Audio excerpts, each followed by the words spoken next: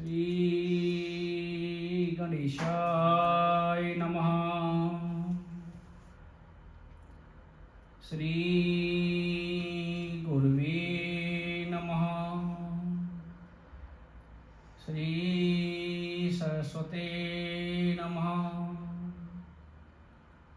गुरुर्ब्रह्म गुरुर्विष्णु गुरुर्देवो महेश्वरा गुरुर् साक्षात् परम ब्रह्म तस्मै श्री गुरवे नमः। राधा मेरी स्वामिनी मेरा दे जुकदास जन्म जन्म मोहि दीजियो श्री वृंदावन को वास श्री ब्रजमंडल को वास। सभी को जय श्री राधे जय श्री कृष्ण। आज हम विगत 3 सप्ताह से यहाँ पर लगातार आ रहे हैं। हैम्बर्ग जर्मनी के मंदिर हिंदू मंदिर के अंदर शनिवार के दिन ठाकुर जी का गुणगान करने के लिए। सही बात तो ये, हम क्या गुणगान करेंगे उसका। हरि अनंत हरि कथा अनंता। ना तो हम उस लायक हैं जो कुछ बोल सकें, जो भी बुलवाएगा वो ठाकुर जी हमारी राधा रानी हमारी लाडली जो की ही कृपा है और सदगुरुदेव जी का आशीर्वाद है। सभी को वंदन करते हुए एक बात बोलना चाहेंगे। सभी लोग अपने घरों में रामचरितमानस का पाठ करते होंगे। जैसी जिनकी दैनिक प्रक्रिया है पूजा पाठ की, हमारे यहाँ पर ज्यादातर रामचरितमानस का पाठ करते हैं, सुंदरकांड का पाठ करते हैं, हनुमान चालीसा का पाठ करते हैं। लेकिन मैं सभी के लिए नहीं बोलूंगा। रामचरितमानस की अगर हम एक चौपाई का भी अनुसरण करें तो भी हमारा जीवन धन्य हो जाएगा। एक चौपाई, पूरी रामायण की बात नहीं कर रहा हूं, एक चौपाई, कोई भी चौपाई हो उसको ही पकड़ लो आप और उसको अमल करना प्रारंभ कर दो। क्या कर दो? अमल करना। नहीं तो पेजों को पढ़ते रहो, बदलते रहो। एक बार पूरी कर दी, फिर कोई बात नहीं, दोबारा से फिर प्रारंभ, फिर पूरी कर दी, करते रहो। एक चौपाई, एक चौपाई में जैसे मैं उदाहरण के माध्यम से बताना चाहूंगा, जैसे कि सिय राम मैं सब जग जानी करहूं प्रणाम जोरी जुगपानी। ये चौपाई सुनने में बड़ी साधारण है, लेकिन जीवन का मूल रहस्य छिपा हुआ है इस चौपाई के अंदर। इसमें तुलसीदास जी बोल रहे हैं, सिया राम मैं सब जग जानी, कि प्रत्येक व्यक्ति के अंदर मेरे प्रभु का वास है, सभी उसी का अंश हैं। अब रामायण तो पढ़ते हैं, हम भी पढ़ते हैं, सभी पढ़ते हैं, सुनते भी हैं। फिर हम बुराई करना क्यों प्रारंभ कर देते हैं? दूसरे लोगों की निंदा क्यों करते हैं? कोई बोल रहा है मैं 10 साल से लगातार रामायण का पाठ कर रहे हैं प्रतिदिन, कोई बोल रहा है 20 साल से कर रहे हैं। रामायण का पाठ हुआ, भोजन प्रसाद ग्रहण कर लिया, उसके बाद फिर वही दिनचर्या, एक दूसरे की निंदा बुराई में लग जाते हैं। अगर एक चौपाई के हिसाब से चले तो हम किसी की बुराई नहीं कर सकते। जब वही ठाकुर जी आपके अंदर है, वही ठाकुर जी मेरे अंदर है, तो हम जाने अनजाने में किसकी बुराई कर रहे हैं? किसकी बुराई कर रहे हैं? उस परम पिता परमेश्वर की ही बुराई कर रहे हैं। तो फिर रामायण पढ़ने से क्या फायदा? उस पाठ को करने से क्या फायदा? समय की बर्बादी। हाँ, इतना जरूर है, आपने 1 घंटे आधे घंटे रामायण पढ़ी, उतना समय आपने किसी की बुराई नहीं की, ये फायदा है। नहीं तो एक बार रामायण पढ़ने से उसके वास्तविक जीवन में जरूर बदलाव आना चाहिए, जरूर बदलाव आना चाहिए। और हमारे वृंदावन के संत महापुरुष हैं, उनके मुखारबिंद से हमने एक कथा सुनी थी। जब हमारे तुलसी बाबा रामचरितमानस लिख रहे थे तब की बात है, शायद संवत 1631 में रामायण पूरी हुई है। तो जब वो रामायण लिख रहे थे तो उसमें यही चौपाई आई, सिया राम मैं सब जग जानी, कहूं प्रणाम जोड़ जोग पानी। सभी में ठाकुर जी को मानो और उनको प्रणाम करो। तो एक रास्ते से जा रहे थे तो सामने से एक आ रहा था, बिजार बोलते हैं ब्रज में बिजार, लेकिन सांड आ रहा था। वो आदमियों को देखते ही मारता था। अब तुलसीदास जी ने वही चौपाई के बारे में सोचा, अभी लिख के आया हूं चौपाई को, सिया राम मैं सब जग जानू, करूं प्रणाम जोड़ जोग पानी। तो मेरे प्रभु का वास इनके अंदर भी है, तो ये मुझे नहीं मारेंगे। हुआ क्या, जैसे ही वो सांड के पास पहुंचने वाले थे, बगल में से आवाज आई, एक छोटा सा बच्चा बोला, बाबा उधर मत जा, ये सांड मारता है। लेकिन तुलसी बाबा ने ध्यान नहीं दिया। अरे कैसे मारेगा, इसके अंदर तो प्रभु राम बैठे हैं और मैं तो दिन रात उनकी पूजा करता हूं। चले गए आगे। हुआ क्या, सांड ने तुलसीदास जी को उठाकर बाहर फेंक दिया, चोट आ गई। अब अपने आप को पूछने लगे कि यार अभी मैं चौपाई लिख के आया हूं और अभी इसने सांड ने मुझे मार दिया, इसके अंदर भगवान थे तो उन्होंने मुझे रोका क्यों नहीं, बचाया क्यों नहीं, क्यों मारा, ये चौपाई गलत लिख गई है। जैसे चौपाई को मिटाने वाले थे तभी मेरे ठाकुर जी कौन, मेरे प्रभु राम के अनन्य भक्त बजरंगबली ने हाथ पकड़ लिया। क्या कर रहे हो आप, अरे ऐसा हुआ मैंने चौपाई लिखी, अपने ऊपर अमल कर रहा था, देखूं इसके अंदर प्रभु राम बैठे हैं तो उन्होंने मुझे मार दिया। तो बजरंगबली ने याद दिलाया, तुम्हें वो बच्चा याद नहीं आया जो बगल में आकर बोल रहा था, बाबा उधर मत जा। तुलसीदास जी को अपनी भूल का पछतावा हुआ। बिल्कुल सही बात है, उन्होंने मुझे इशारा किया था। तो प्रभु किसी ना किसी रूप में आकर आपको संदेश देते हैं, बस हमें समझने की जरूरत है। समय समय पर सिद्ध महापुरुष आएंगे, साधु संत आएंगे, भागवत भक्त आएंगे हमारे जीवन में, सिर्फ हमें ग्रहण करने की जरूरत है, हमें पात्र बनने की जरूरत है। पात्र समझते हो, अगर बाहर बरसात हो रही है और मटका को रख दिया उल्टा, मटके को कैसे रख दिया उल्टा, चाहे बरसात कितनी भी पड़े उसमें एक बूंद पानी नहीं आएगा, आएगा पानी नहीं आएगा। क्यों, मटका उल्टा पड़ा हुआ है। पानी कब आएगा, जब मटके को सीधा कर देगा। ऐसे ही हमारे अंदर इच्छा ही नहीं है बदलने की, बदलाव लाने की, तो आप प्रतिदिन सत्संग सुनो, प्रतिदिन भागवत सुनो, प्रतिदिन रामायण का अध्ययन करो, किसी सच्चे महापुरुषों के पास प्रतिदिन जाओ, कोई फायदा होने वाला नहीं है।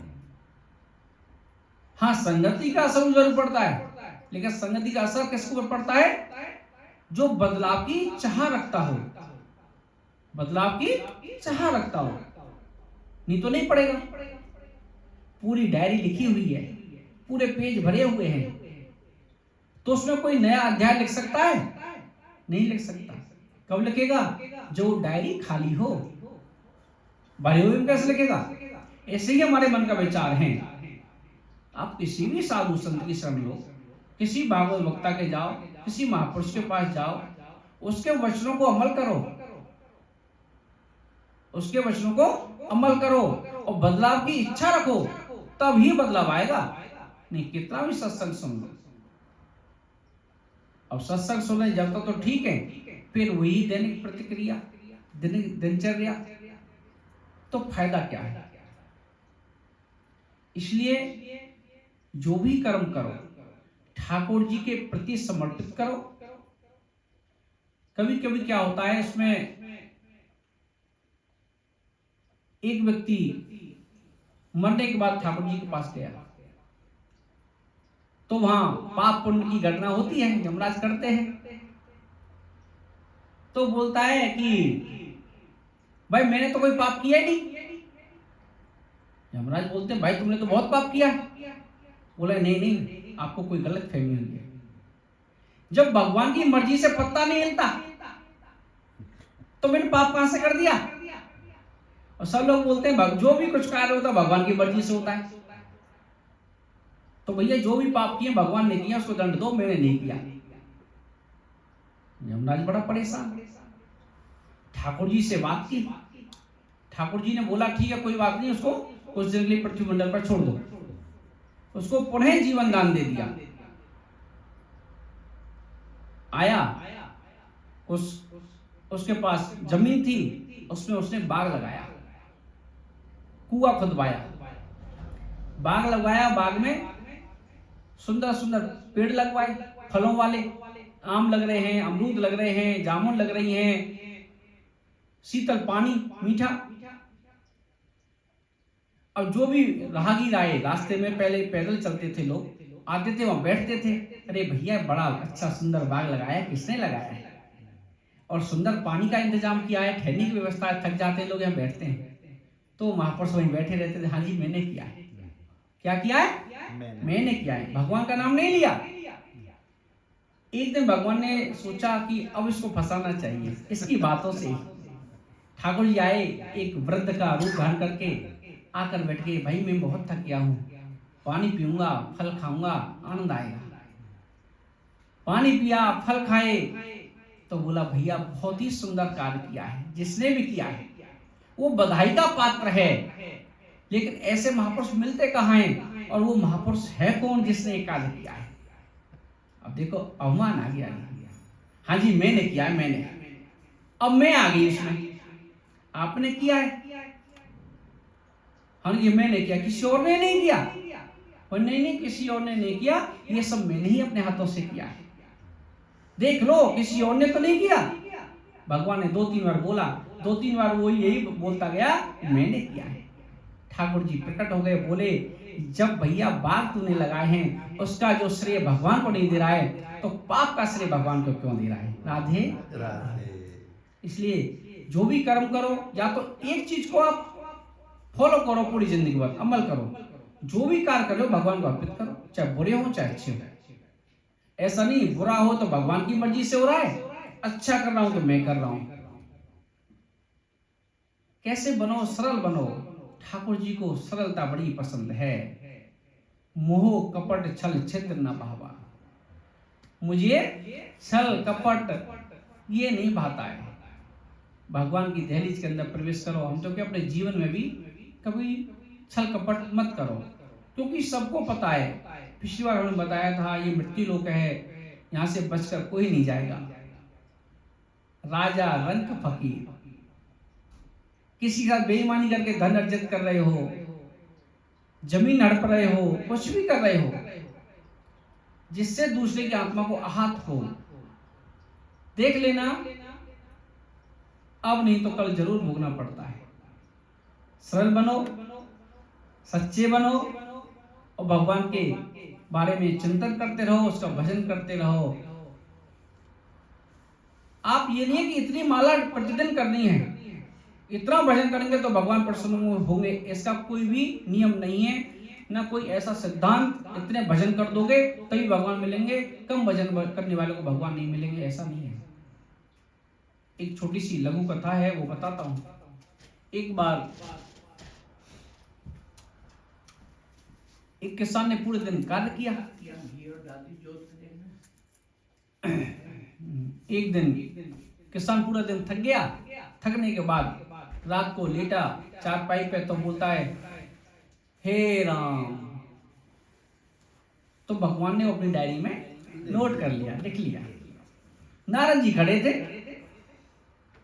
नारद जी बोले प्रभु इसने पूरे दिन तो भजन नहीं किया, और रात्रि में सोते समय एक बार हे राम बोला है तो आपने नोट कर लिया, लिख लिया, तो बाकी सबका तो लिखते होंगे? नहीं। साधु संतों का? नहीं। क्यों? समय आने पर बताएंगे। कुछ दिन बाद भगवान ने लीला रची, और घर में ऐसे किया जैसे भगवान बीमार हो गए। नारद जी आए, प्रभु क्या हुआ? उनकी तबीयत खराब है, खड़ा नहीं हुआ जा रहा, कोई औषधि लाऊं, दवाई लाऊं, कैसे सही होंगे? क्योंकि हाँ, औषधि तो मेरे पास है, लेकिन यहाँ से बगल वाला गांव है जो 2 कोस लगभग 6 किलोमीटर दूर, वहां एक गाय है, उसके गाय का दूध जब आएगा वो औषधि उसमें मिलाकर ली जाएगी, लेकिन शर्त क्या है, एक कटोरा लेना पड़ेगा, और कटोरा कितना भरना पड़ेगा? ऊपर तक, डिब्बे में नहीं, कटोरे में खुले हुए, और रास्ते में एक बूंद भी नहीं गिरनी चाहिए उसमें से, नहीं तो दवाई काम नहीं करेगी। और ऐसा कोई मिल नहीं रहा है जो उस दूध को ले आए। नारद जी बोले क्या बात कर रहे हो, मैं लेके आऊंगा, मैं प्रभु के लिए इतना नहीं कर सकता। ठीक है। दूसरे दिन प्रभु ने कटोरा दे दिया, जाके दूध ले आओ। और सुबह चला दूध लेके, और सुबह 5 बजे लगभग गायों से दूध निकाला जाता है।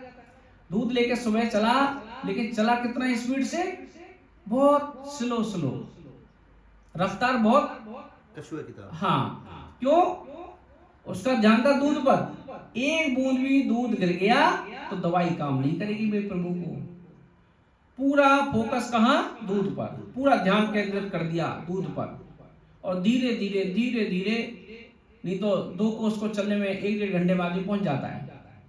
उनको शाम हो गई, कहीं फैल ना जाए, पूरी मेहनत खराब हो जाएगी। अब जैसे शाम हुई तो और उसकी जो रफ्तार थी और स्लो हो गई, कम हो गई, क्योंकि अब वो पहुंचने वाला हूं, कहीं पूरी मेहनत खराब हो जाए। सुबह से लेकर शाम तक सूर्य अस्त हो गया, घर पहुंचा, प्रभु लो दवाई ले लो। प्रभु ने घोला और पी गए, दवाई थोड़ी दी हो। अब बोले नारद जी आपने तो बहुत मेहनत की है। उनकी महाराज पूरा ध्यान था दूध पे, एक बूंद भी नहीं फैलने दिया। अच्छा बैठ जाओ, अब आपकी उस बात का उत्तर देता हूं। अब ये बताओ, रास्ते में आपने कितनी बार नारायण नारायण बोला, कितनी बार मेरा नाम लिया? 12 घंटे हो गए लगभग चलते हुए आपको, 10 से 12 घंटे। बोला बाबा महाराज ये तो आप सही बोल रहे हो, मैं तो पूरा ध्यान दूध में था, नाम तो लिया ही नहीं। क्यों? दूध फैल जाता, दवाई खराब हो जाती। तो ऐसे ही वो किसान था, पूरे दिन कितनी प्रक्रिया रहती है उसकी। एक सुबह खेत जुताई करना है या उसकी गुड़ाई करनी है, फसल का ध्यान रखना है, उनको चारा खिलाना है, दूध निकालना है, घर गृहस्थी है। तो हर गृहस्थ वाले के पास सुबह से शाम तक दिनचर्या अपनी रहती है। अगर उसमें से भी समय निकालकर भजन करता है तो वो परम वंदनीय है। साधु संतों के पास तो काम वही है। सबसे बड़ा आश्रम है गृहस्थ आश्रम। अगर गृहस्थ आश्रम में आप सच्चे मन से अपने गृहस्थ की सेवा कर रहे हो और अतिथि का सत्कार कर रहे हो और उसमें से समय निकालकर आप भजन कर रहे हो तो आप परम वंदनीय हैं। साधु संतों के पास सिर्फ 25% भजन ही बचता है। जैसे बोलते हैं ना, गाड़ी ले ली किसी ने, बिजनेसमैन ने, बोलते हैं ना भैया 1 टायर की कमाई बचती है, बाकी तो 3 पहिए की खा जाते हैं लोग।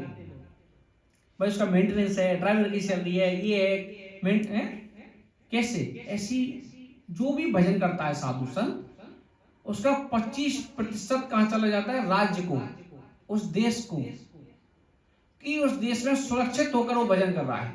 राजा के लिए भजन जाता है और कर्मचारी के लिए भजन जाता है 25%। और 25% कहां जाता है? जहां से वो भोजन ग्रहण कर रहा है। किसी भी भक्त के यहां से अगर वो भोजन ग्रहण कर रहा है, साधु संत, भाई साधु संत कमा के तो खाएंगे नहीं भाई, वो भजन करें क्या कहीं खेती करने जाए, तो उसके लिए 25% चला जाता है। और 25% कहां जाता है? अगर रास्ते में वो चल रहे हैं, जाने अनजाने में उनसे कोई कीड़ा मकोड़ा चींटी वगैरह मर जाती है, तो 25% उसमें चला जाता है। मैं साधु संतों के वचन बोल रहा हूं, अपनी तरफ से नहीं बोल रहा कुछ भी। तो 25% कहां चला गया? राज्य के लिए। 25% चला गया भोजन के लिए। 25% चला गया कोई कीड़ा मकोड़ा चींटी वगैरह मर जाए उसके लिए। अब अपने पास क्या रह गया? 25% भजन बस। अगर वो 100 माला भजन करेंगे तो 25 माला ही बचेंगे। और गृहस्थ के लिए जितना बन जाए उतना ही बहुत बड़ी बात है। लेकिन उसमें करना क्या चाहिए? अपने गृहस्थ की जो है दैनिक दिनचर्या बिल्कुल सुचारू रूप से चलानी चाहिए, अच्छे कर्म से। ऐसा कर्म करे जिससे किसी का अहित ना हो, किसी के दूसरे के धन की हड़पने की योजना ना बन रही हो, किसी की बुराई से दूर रहें। किसी की बुराई क्यों करो भाई, निंदा क्यों करो? अभी हमने कुछ समय पहले बताया, हर किसी के अंदर प्रभु का वास है। सिया राम मैं सब जग जानी, करहूं प्रणाम जो जो पानी। तो बुराई क्यों कर रहे हो? आपके अंदर वही ठाकुर जी, मैं बुराई कर रहा हूं तो जाने अनजाने परम पिता परमेश्वर की बुराई कर रहा हूं। वो सोचता होगा बुराई बंद करनी पड़ेगी।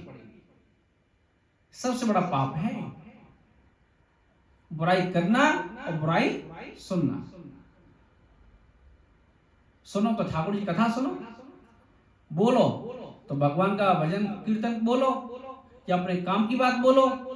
दूसरे की बुराई करने से क्या फायदा? आप मेरी बुराई करने लग जाओ, मुझ पे क्या फर्क पड़ेगा? ठाकुर जी देखेगा। तो किसी की बुराई करने से कोई फायदा नहीं है, लेकिन निंदा रस बड़ा आनंद आता है, इसमें खो जाते हैं लोग। जिसके पास समय नहीं है ना, बोलते हैं मैं बहुत व्यस्त हूं, वो भी खो जाता है, आनंद लेता है। चल कोई बात नहीं, 2 मिनट और बतला दे। तो इसलिए जैसे भी रहो ठाकुर जी के रहो और उसका चिंतन कीर्तन करते रहो। आज के लिए बस इतना ही। अब हम हर शनिवार को यहाँ पर उपस्थित होते हैं जर्मन हेम्बर्ग के समय के अनुसार सुबह 11 से 12 तक। अब इनसे भजन कीर्तन सभी को जय श्री राधे, जय श्री कृष्ण। राधे राधे, जय श्री राधे।